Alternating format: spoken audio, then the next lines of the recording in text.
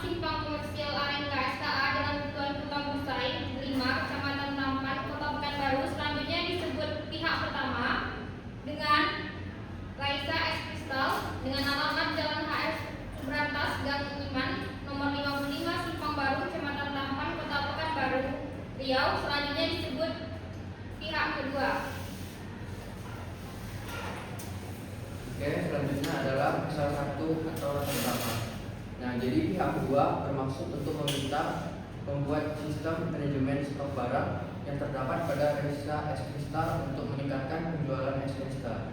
Kemudian pihak pertama memiliki kemampuan dalam pengembangan sistem manajemen Raisa S. Kristal. Kemudian para pihak sepakat untuk bekerja sama dalam pengembangan sistem manajemen Raisa S. Kristal. Kemudian pada pasal kedua yaitu ruang lingkup project. Nah, pengembangan sistem manajemen stok barang Raisa S. Kristal, kemudian pencatatan data produk input dan pengelolaan data produk es Kristal yaitu nama, satuan, dan keterangan. Kemudian untuk manajemen stok gudang, pencatatan stok masuk dan sisa stok, serta monitoring perubahan stok. Lalu pengelola data pengiriman input data pengiriman ke mitra atau pelanggan, yaitu waktu, tujuan, jumlah, dan catatan.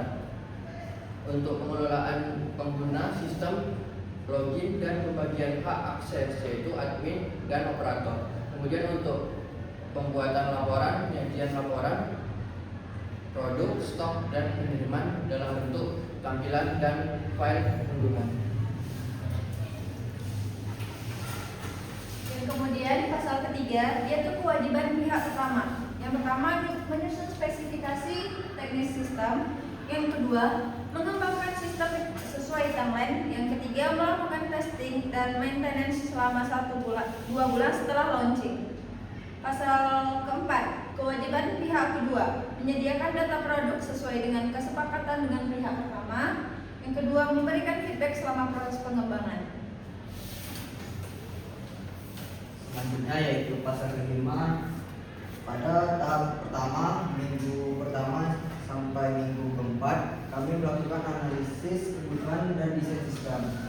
Pada minggu pertama ini kami melakukan studi awal dan observasi lapangan dan untuk mengumpulkan informasi mengenai catatan stok secara manual dan identifikasi masalah atas kesalahan penginputan.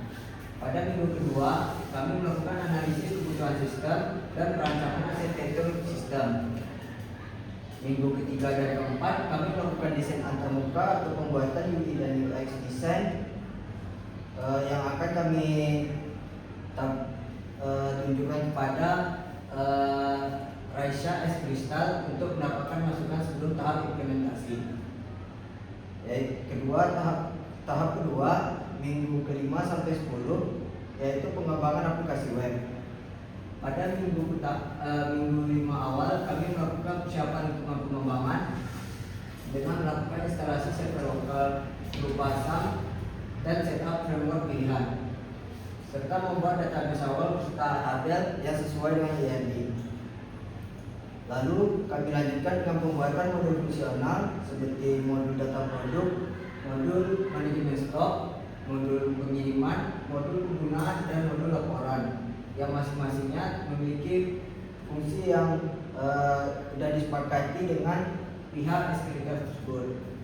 Selanjutnya yaitu integrasi dan pengujian awal, yaitu kami melakukan uji coba apakah sistem dapat berjalan dengan baik dan tidak terjadi bug.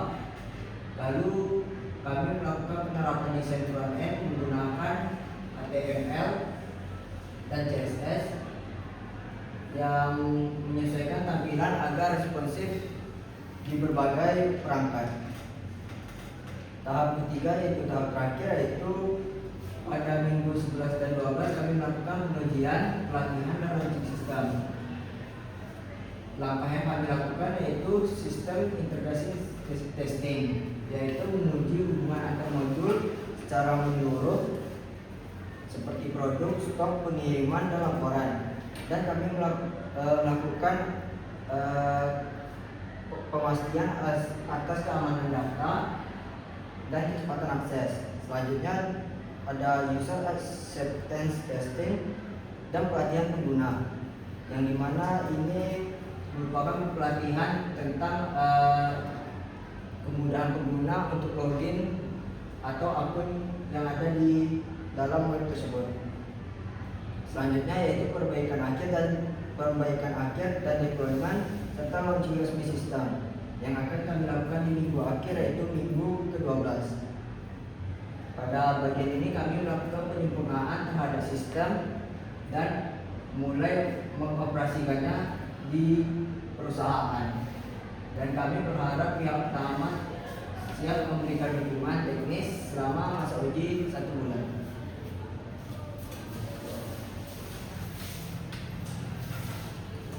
Pasal ke-6 yaitu biaya dan pembayaran. Total biaya pengembangan yaitu Rp70.000.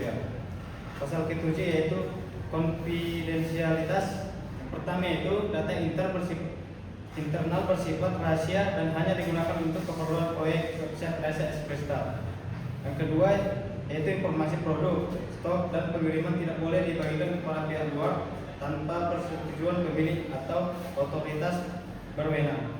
Yang ketiga yaitu setiap anggota tim proyek wajib menjaga kerahasiaan informasi yang diakses selama proses pengembangan dan penggunaan sistem. Yang keempat yaitu dilarang menyimpan, menggandakan atau menyebarkan data ke platform eksternal tanpa izin resmi.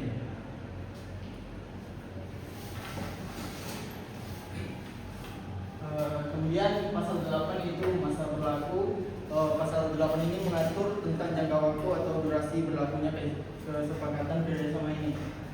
MOU ini berlaku sejak ditandatangani hingga 2 bulan ke depan, kemudian dapat diperpanjang dengan kesepakatan kedua belah pihak. Nah, pasal 9 itu penyelesaian sengketa. Pasal 9 mengatur prosedur yang harus ditempuh jika terjadi perselisihan atau ketidaksepakatan di antara pihak pertama dan pihak kedua. Yang pertama itu penyelesaian secara musyawarah. Kemudian jika tidak tercapai diselesaikan dengan kesepakatan kedua